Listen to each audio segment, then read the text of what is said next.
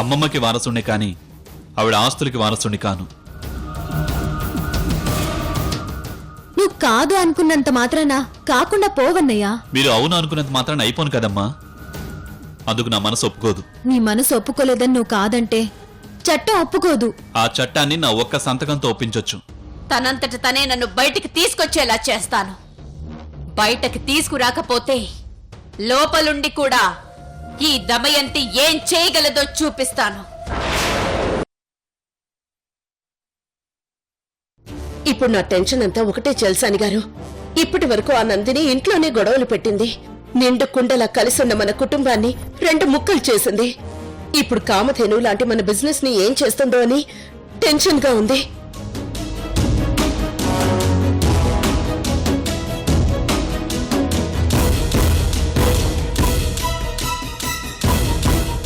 ఇప్పటి వరకు మనందరి జీవితాలతో ఆడుకుంది. ఇప్పుడు వేల మంది వర్కర్స్ జీవితాల్ని ఏం చేస్తుందో అని భయంగా ఉంది. అయినా రోజు ఇలా ఎందుకు చేస్తుంది? ఎవరో వెనక నుంచి తరుముతున్నట్టు ఇంత అర్జెంటుగా ఈ నిర్ణయం ఎందుకు తీసుకుంది? ఏం చేస్తుంది చల్సాని గారు? తనకి హెల్త్ అప్సెట్ అయినప్పటి నుంచి బిజినెస్ చూసుకోలేకపోతోంది. అందుకే ఈ పని చేసింది. చాచా, దొంగ చేతికి తాళాలిచ్చినట్టు ఆ నందిని చేతికి ఆఫీసు బాధ్యతలు చెక్ పవర్ అప్పచెప్పిందా? తెలియని వాడి దగ్గర దోచుకుంటే దొంగతనం, మనవాడి దగ్గర దోచుకుంటే మోసం. నందిని దొంగ కాదు, మోసగత్తే. అజ్జీ, నందిని నా ప్లేస్ లో ఇంటికెళ్ళినా, నా ప్లేస్ లో ఆఫీస్ లో అడుగు పెట్టినా నాకేమీ బాధగా లేదు. కానీ ఆఫీస్ లో తను తీసుకునే నిర్ణయాల వల్ల వేలాది మంది జీవితాలు పాడవుతాయేమో అని నువ్వు అంటుంటే మాత్రం చాలా టెన్షన్ గా ఉంది. ఏదో ఒకటి చేయజ్జీ. ఎలాగైనా నందిని ఆఫీస్ లో అడుగు పెట్టకుండా ఆపజ్జీ.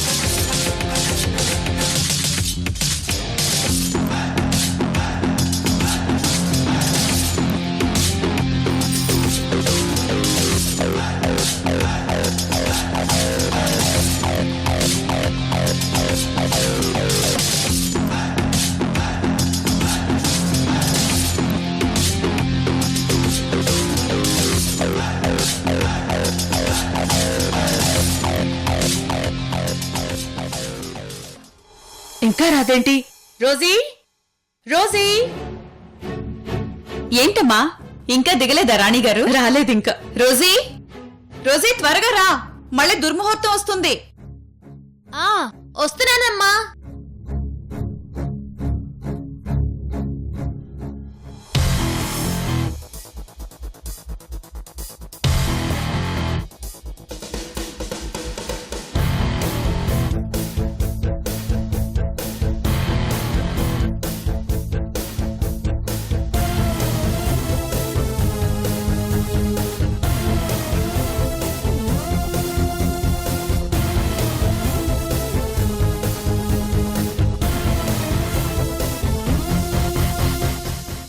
నిన్ను చూస్తుంటే నన్ను నేను చూసుకున్నట్టే ఉంది.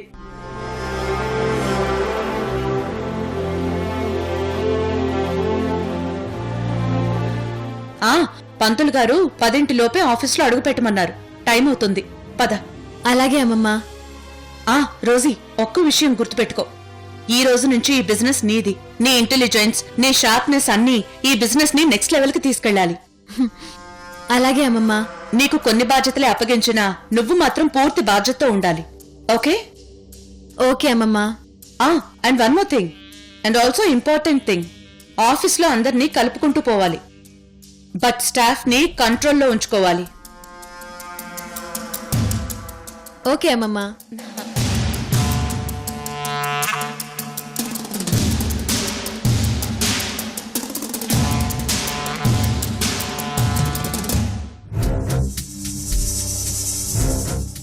All the best. Thank you అమ్మమ్మ. All the best Rosy. Thank you అమ్మా. ఆల్ ద బెస్ట్ రా. థ్యాంక్ యూ నాన్న.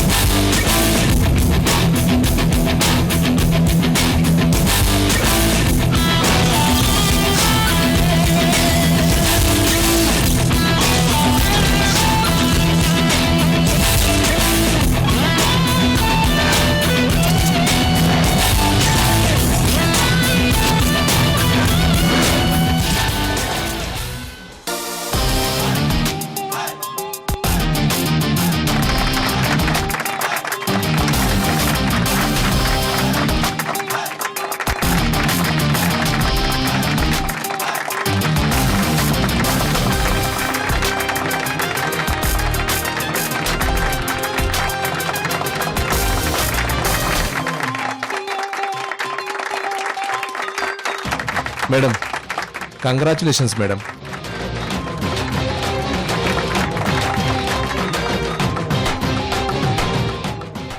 ఎంతైంది? 1200 మేడం, నేనే తెప్పించాను.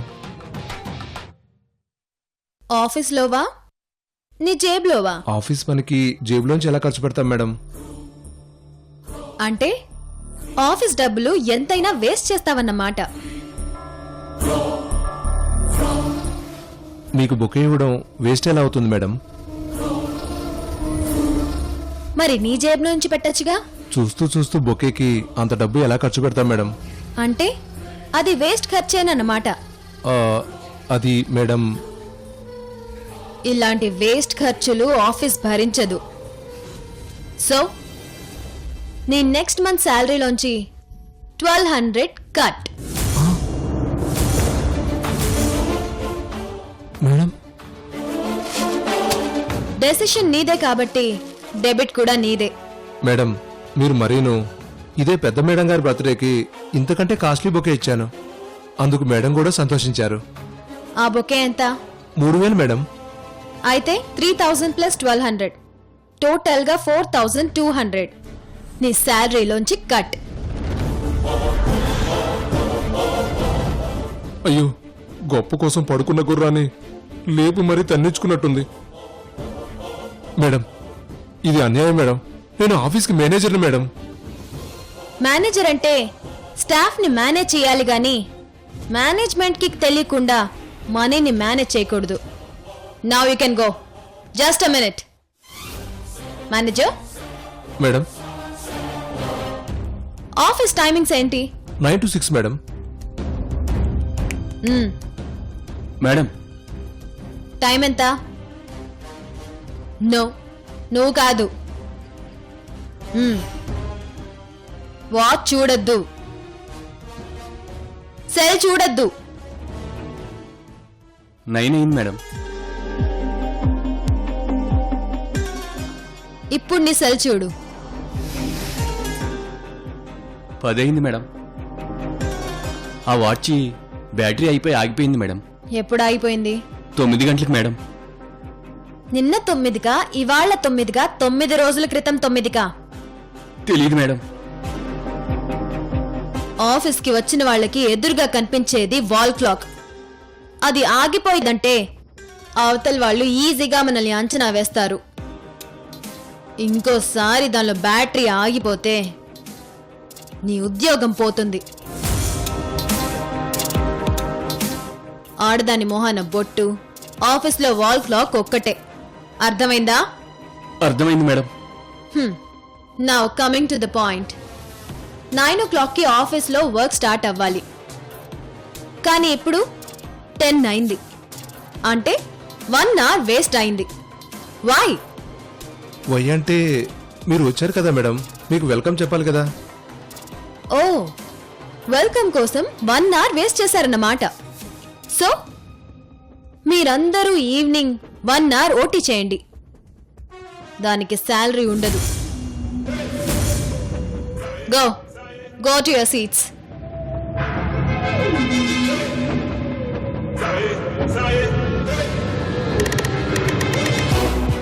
కొత్త ఎండి, యంగ్ ఎండి వస్తుంటే అందరూ శాలరీలు పెరుగుతాయని సంతోషంగా ఉంటే ఈవిడ ఉన్న శాలరీలు కట్ చేస్తేలా ఉంది. సాయంత్రం అయ్యేసరికి నాకు అసలు శాలరీ మిగులుతుందో లేదో.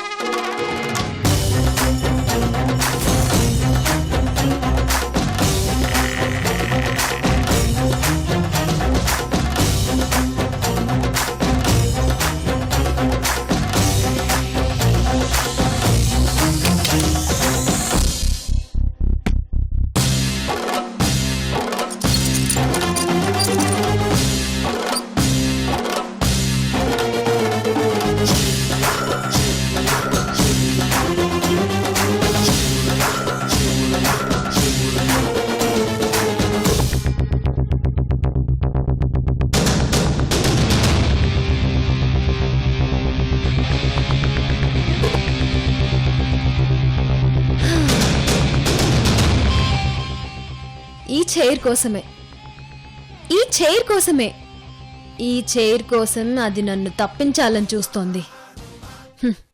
నో, అది నీ వల్ల కాదు రోజీ.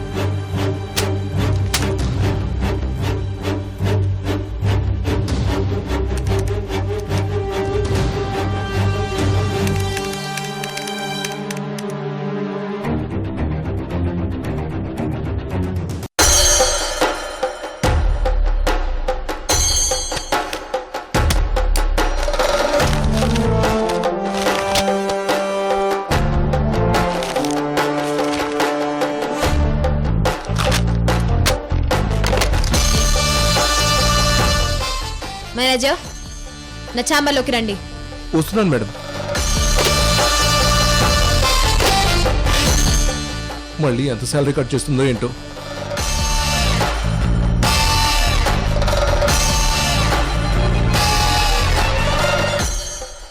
మేడం, ఈ అగ్రిమెంట్స్ అన్ని ఏంటి?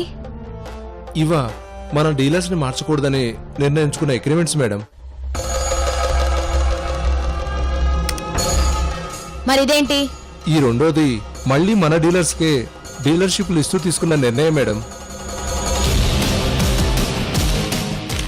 మరి ఇవన్నీ ఏంటి? ఇవి ప్రతి సంవత్సరం డీలర్షిప్లు తాలూకా అగ్రిమెంట్స్ మేడం.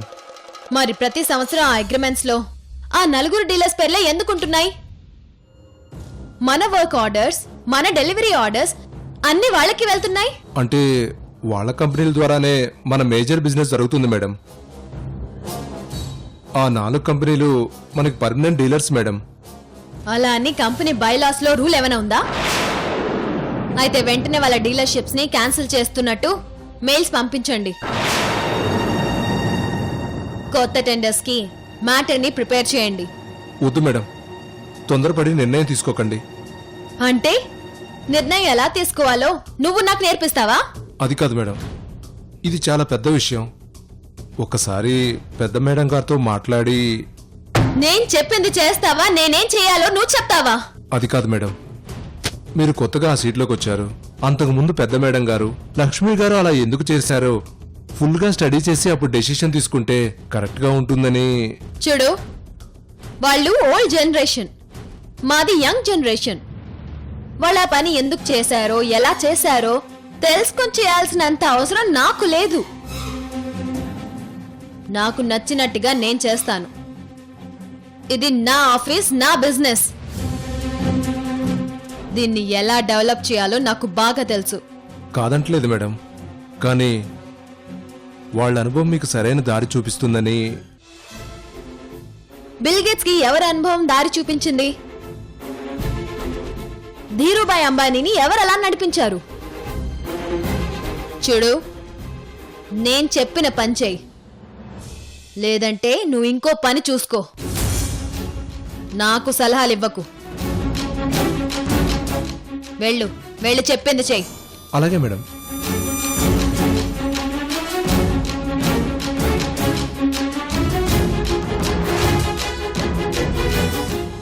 అలాగే నేను మాట్లాడతాను.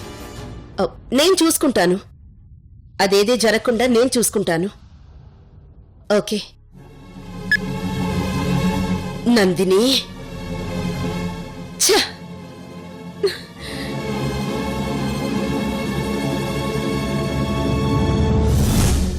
మళ్ళీ ఏం జరిగింది లక్ష్మి? ఆ నందిని నేనెంత కూల్గా ఉండాలనుకున్నా కోపం తెప్పిస్తోంది. తను చేస్తున్న పనులు నాకు తలనొప్పి తెప్పిస్తున్నాయి. ఆ డీలర్స్ గురించే నన్ను మాట్లాడేది? అవును చల్సాని గారు, నాకు కూడా పొద్దునుండి ఒకటే ఫోన్లు. డీలర్షిప్లు క్యాన్సిల్ చేసుకుంటామని బెదిరింపులు. వాళ్ళకి నచ్చ చెప్పలేక చచ్చిపోతున్నాను. అసలు తనకేం తెలుసని ఈ డీలర్షిప్లన్నీ క్యాన్సిల్ చేస్తుంది. వాళ్లే లేకపోతే ఈ కంపెనీ ఇంత డెవలప్ అవుతుందా? కంపెనీకి పిల్లర్స్ లాంటి వాళ్ళు బయటికి వెళ్లిపోతే కంపెనీ షేర్లు ఇంత పెరుగుతాయా? ఇంత నమ్మకస్తులైన డీలర్స్ ని దూరం చేసుకుంటే మనకి మళ్ళీ ఇలాంటి మనుషులు దొరుకుతారా? ఆ నందినిని ఇలాగే వదిలేస్తే మన కంపెనీ పరువు ప్రతిష్టలు, మన గౌరవ మర్యాదలు అన్ని సముద్రంలో కలిసిపోతాయి. మన కంపెనీ షేర్లు ఎంత స్పీడ్గా పెరిగాయో అంతకంటే స్పీడ్గా తగ్గిపోతాయి. నోను, అలా జరగకూడదు. అలా జరగకూడదు చల్సాని గారు. వ్యాపార సామ్రాజ్యంలో ఇద్దరు ఆడవాళ్లు నిర్మించిన అందమైన కట్టడం రోజీ గ్రూప్ ఆఫ్ ఇండస్ట్రీస్ అని అందరూ చెప్పుకుంటారు. ఆ కట్టడాన్ని కూలిపోనివ్వను. ఇన్ని సంవత్సరాల మా కష్టం మా కళ్ళ ముందే కరిగిపోతుంటే నేను చూస్తూ ఊరుకోను.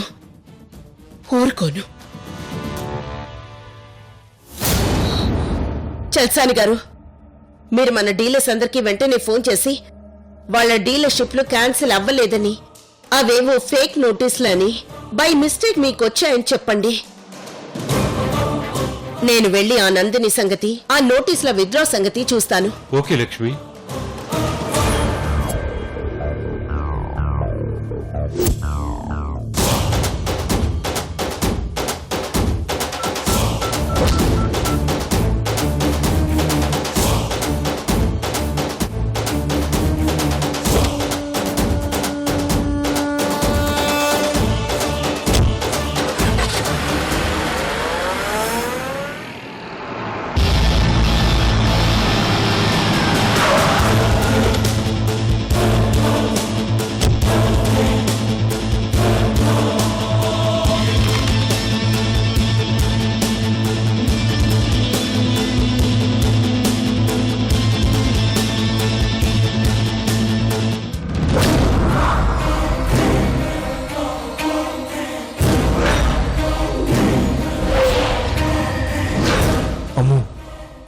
లక్ష్మీ మేడం వచ్చింది. ఇంక ఇక్కడ లక్ష్మీ బంపు వెళ్ళినట్టే అయిపోయింది.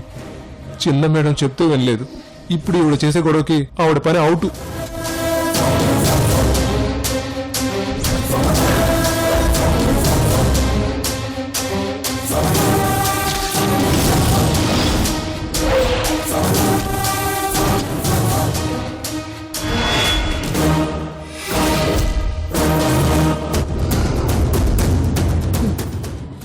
రా లక్ష్మి, రా నువ్వు వస్తావని నాకు తెలుసు, వచ్చి గొడవ పెడతావని తెలుసు.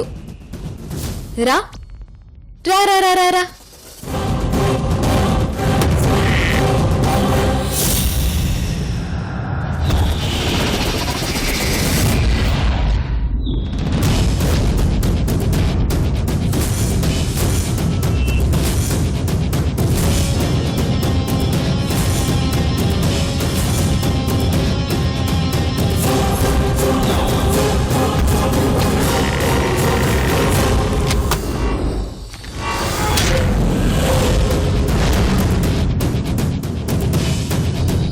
ప్రాబ్లమ్స్ నీ వరకే వస్తే నాకేం ప్రాబ్లం లేదు, కానీ నా వరకు రాకుండా చూసుకో.